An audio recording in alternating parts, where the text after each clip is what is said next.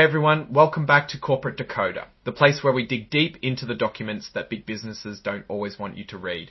Today, we're diving into a report from Putnam ESG Core Bond ETF, and trust me, even the name is less exciting than some of the stuff we're about to uncover.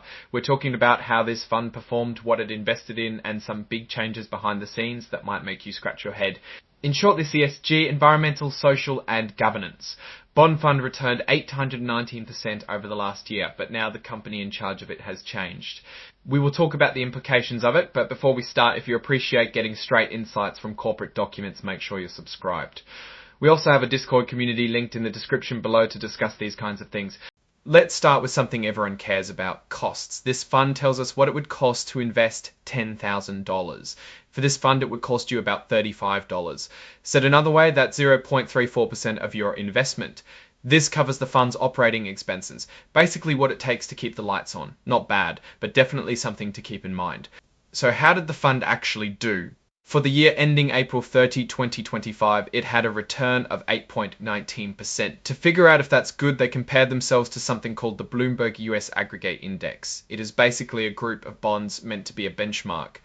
That index had a return of 8.02%, so the fund did a little better. According to the fund, the corporate credit risk strategy and mortgage credit risk strategies contributed. Now for the past returns of the fund. If you invested $10,000 when the fund started in January of 2023, you would have about $10,713 by April 2025. That means it went up a little bit in value. The report also shares that the Bloomberg US Aggregate Index would have returned around $10,666. So their performance is very similar. Let's look at some key stats as of late April 2025.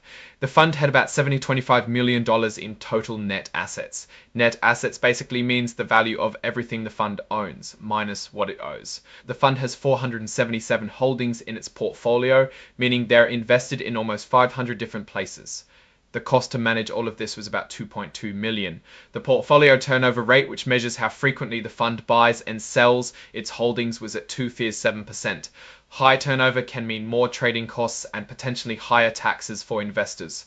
Want to know what the fund is invested in? The biggest chunk, 34.6%, is in US Treasury obligations. Think of these as bonds issued by the US government. Next up is US government and agency mortgage obligations, which is at 29%. These are investments tied to mortgages but backed by the government. Corporate bonds and notes make up another 29.0%, meaning the fund also loans to businesses. Now for the real story, the changes. This is where things get interesting and, frankly, a little complicated. First, Franklin Templeton acquired Putnam. This acquisition became official in January 2024. As a result, the people managing your money have new bosses. What does this mean? The fund says the new contracts were identical to the previous contracts, except for the effective dates, initial terms, updates to fund names as necessary to reflect previous name changes, and certain non-substantive changes. Now remember, the fund management company changed. Then in July 2024, Putnam Management, who managed the fund, handed off the job to Franklin Advisors. Almost all of Putnam Management investment staff became employees of Franklin Advisors. Why do this? Putnam then acted as a sub-advisor, and in November 2024, there were more changes. As previously shared, PIL merged into Franklin Templeton Investment Management Limited. Think of it as one company swallowing another. These new companies will manage the investments within the fund. Finally, the report shares who are the current portfolio managers for the fund in September 2024. Michael Salm, Andrew Benson, Albert Chan, Patrick Klein, and Tina Cho. That's a lot of changes. New parent company, new investment advisor, new sub-advisor, and a new team of portfolio managers. Now, taking all of this into consideration, what's the story here? On the one hand, the fund is performing decently well. It keeps pace with its benchmark and generates a reasonable return with relatively low expenses. The issue is that this report is hiding massive administrative changes in the background. There were massive managerial changes in a short period. Often when managerial changes happen, performance might fall for a little bit while everyone works out the logistics. All of this behind the scenes shuffling raises some questions. Will the fund's investment strategy change? Will the new managers be able to deliver the same results as the old ones?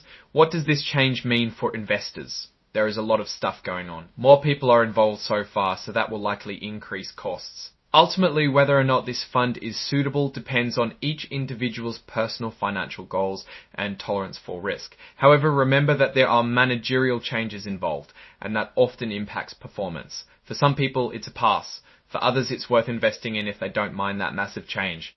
Alright, that's our breakdown of Putnam ESG Core Bond ETF's latest filing. What's your take on these numbers and what they signal for the fund's future?